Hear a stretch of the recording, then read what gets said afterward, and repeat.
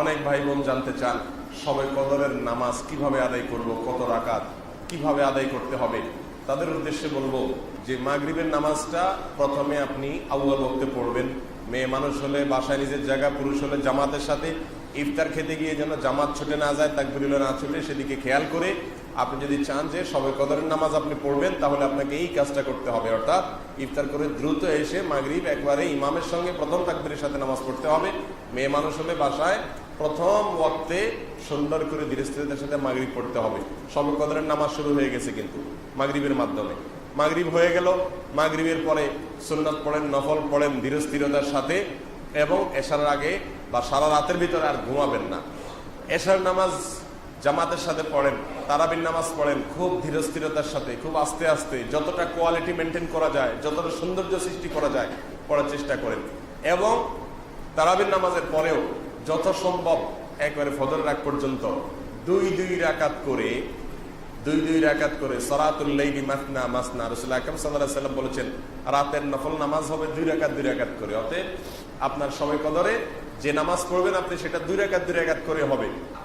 নির্দিষ্ট কোনো রাত লাইলাতুল কদর হবে এটা যেহেতু ঠিক নাই, অতএব শেষ 10টি রাতের প্রত্যেকটা রাতেই, সেটা 27 রমজান রাত হতে পারে, 25 হতে পারে, 23 হতে পারে, 21 হতে পারে, 29 হতে পারে, প্রত্যেকটা রাতেই আপনি এই 2 রাকাত করে নফল নামাজ যতটুকু তৌফিকে কুলা পড়বেন।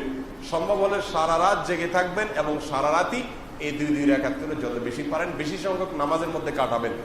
নফল নামাজ বিশেষ কোনো নিয়ত নাই, লাইলাতুল কদর নামাইতে অমুক তমুক এরকম কোনো বিশেষ নিয়ত নাই।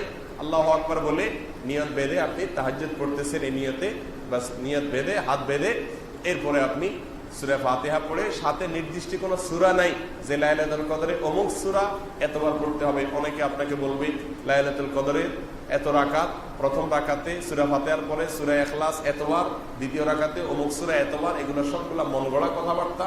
কোরআন এবং হাদিসের কোনো জাল হাদিসের এরকম কোনো কথাবার্তা নাই, এগুলো সম্পূর্ণ ভুয়া ভিত্তিহীন। সাধারণ মানুষ যেহেতু দিন সম্পর্কে জানে না, তাদেরকে অনেকে বিভ্রান্ত করে এসব বলে। আপনি শবে কদরের নামাজ কিভাবে পড়বেন সেটা বলছি আমরা। 2 রাকাত করে পড়বেন, যে কোনো সূরা দিয়ে পড়বেন। সূরা ফাতিহার পরে 2 রাকাত করে আপনি 10 রাকাত পড়েন, 8 রাকাত পড়েন, 6 রাকাত পড়েন, স্বাধীনতা আপনার। তবে রাকাতগুলো হবে অত্যন্ত লম্বা দৈর্ঘ্যের সাথে। প্রত্যেকটা রাকাতে খুব দীর্ঘ সময় নিয়ে পড়বেন। সূরা ফাতিহা আস্তে আস্তে পড়বেন, একটা আয়াত পড়ে থামবেন, আরেকটা আয়াত পড়বেন, আস্তে আস্তে পড়বেন। সূরা ফাতিহার পরে যত লম্বা সূরা মুখস্থ আছে আপনার সেটা পড়বেন। একবারে যদি মনের চাহিদা না মেটে তো আবার পড়েন, একই সূরা 2 বা 3 বার পড়েন, সমস্যা নেই। 4-5টা সূরা 1 রাকাতে পড়েন, অসুবিধা নাই। আলাম তারা থেকে নাস পর্যন্ত 1 রাকাতে পড়ে ফেলান, কোনো অসুবিধা নাই। আপনার রাকাত লম্বা করা দরকার, দীর্ঘ রাকাত করেন। রাসূলুল্লাহ আকরাম সাল্লাল্লাহু আলাইহি ওয়াসাল্লাম তাহাজ্জুদ যখন পড়তেন রাতের বেলায়, আম্মা জান আয়েশা রাদিয়াল্লাহু তাআলা আনহা বলেছেন তার পাও এত বেশি তিনি দাঁড়িয়ে নামাজ পড়তেন যে পাও ফুলে যেত। তখন তাকে জিজ্ঞাসা করলাম, ইয়া রাসূলুল্লাহ, আল্লাহ তো আপনাকে মাফ করে দিয়েছেন, আপনার পিছনের সমস্ত গুনাহ মাফ হয়ে গেছে, তাহলে আপনি কেন এত কষ্ট করেন? যদি কেউ জানতে পারে যে আমার কোনো অপরাধ নাই, আল্লাহ সব মাফ করে দিয়েছেন, তাহলে সে তো অন্তত আরামে একটু ঘুমাবে, যে আমার তো আর কষ্ট করার দরকার নাই। রাসূলুল্লাহ আকরাম সাল্লাল্লাহু আলাইহি ওয়াসাল্লাম বলেছেন, আফালান আকুনা আবদান শাকুরা, আমি কি আল্লাহর কৃতজ্ঞতা আদায়কারী বান্দা হব না? আল্লাহ আমাকে গুনাহ মাফ করে দিয়েছেন এই কথা যদি আমি জানতে পারি, তাহলে তো আমি আরো বেশি শুকর আদায় করবো আল্লাহ তাআলা। মুহতারাম হাজিরিন, এজন্য লম্বা সময় নিয়ে তিনি তাহাজ্জুদ পড়তেন। তার তাহাজ্জুদের অবস্থা বর্ণনা করতে গিয়ে আম্মা জান আয়েশা বলেছেন, লা তাসআল আন হুসনিহিন্না ওয়া তুলিহিন্না, আল্লাহ রাসূলের রাতের নামাজের সৌন্দর্য, কোয়ালিটি, বিউটি, তার নামাজের যে দৈর্ঘ্য, এগুলো আর কি বলবো, এগুলো বলে বোঝানো যাবে না। যখন দাঁড়িয়ে কেরাত পড়তেন মনে হয় তিনি আর জীবনে রুকুতে যাবেন না, এত কেরাত পড়তেন, এত লম্বা সময় লেগে পড়তেন। যখন রুকুতে যেতেন এত তাসবিহ পড়তেন মনে হয় আর মাথা জীবনে উঠাবেন না।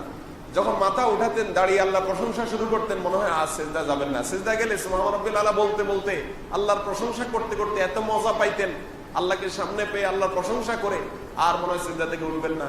হাদিসে রাসূল করিম সাল্লাল্লাহু আলাইহি ওয়াসাল্লাম বলেছেন, বান্দা যখন সিজদায় যায় তখন আল্লাহর সবচেয়ে কাছে চলে যায়। কেউ যদি চায় আল্লাহর আরশের দুয়ারে গিয়ে, আল্লাহর রহমতের চৌকাঠে গিয়ে, আল্লাহর আরশের দরজায় গিয়ে আল্লাহর কাছে সঙ্গে সঙ্গে মুখোমুখি হয়ে আল্লাহর কাছে চাইবে, তাহলে তার জন্য একমাত্র উপায় হলো সিজদায় গিয়ে যাওয়া আল্লাহর কাছে। সিজদায় গিয়ে চাওয়া।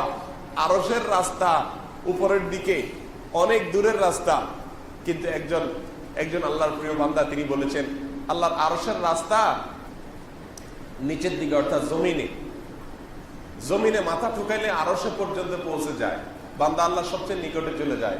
অতএব এই রাত্রে সেজদায় গিয়ে লম্বা সময় সেজদা নিয়ে সেজদায় আপনি তাসবিহ পাঠ করুন, সেজদায় কোরআন হাদিসে বর্ণিত দোয়াগুলো আপনার আল্লাহর কাছে বলুন, চাইতে থাকুন আল্লাহর কাছে, মনে মনেও চাইতে পারেন, তাসবিহ করতে পারেন। এভাবে লাইলাতুল কদরের রাতকে আপনি কাটায় দেন। লম্বা এক রাকাত নামাজ 10 মিনিট, 15 মিনিট, 20 মিনিট, আধা ঘন্টা সময় কাটায় দেন। এভাবে 2 রাকাত, 4 রাকাত, 6 রাকাত নফল নামাজ পড়েন। এটা হলো লাইলাতুল কদরের নামাজ। বিশেষ কোনো সংখ্যা ঠিক করা হয় নাই, এত রাকাত পড়তে হবে, এই সূরা এতবার পড়তে হবে, এরকম কোনো নির্দিষ্ট করা হয় নাই। বরং আপনার যত খুশি আপনি পড়েন, এবং কিছু সময় নামাজ পড়েন, কিছু সময় দোয়া করেন, কিছু সময় জিকির করেন, কিছু সময় তাসবিহ পড়েন, হ্যাঁ, কিছু সময় আল্লাহর কাছে কান্নাকাটি করেন, কিছু সময় কোরআন তেলাওয়াত করেন, হ্যাঁ, কিছু সময় আল্লাহর অপরাধের কথা স্বীকার করে, আল্লাহর কাছে অপরাধের কথা স্বীকার করে ক্ষমা চান। একা একা যথাসম্ভব নির্জনতায়, দলবদ্ধভাবে ইবাদত করার কোনো গুরুত্ব নাই। যথাসম্ভব একা একা হারিয়ে যান, লুকিয়ে যান, বাসার সবার চোখ থেকে আড়াল হয়ে যান, সম্ভব হলে ছাদে চলে যান, গিয়ে আল্লাহর কাছে কান্নাকাটি করে চান। আল্লাহ আমাদের সবাইকে তৌফিক দান করুন।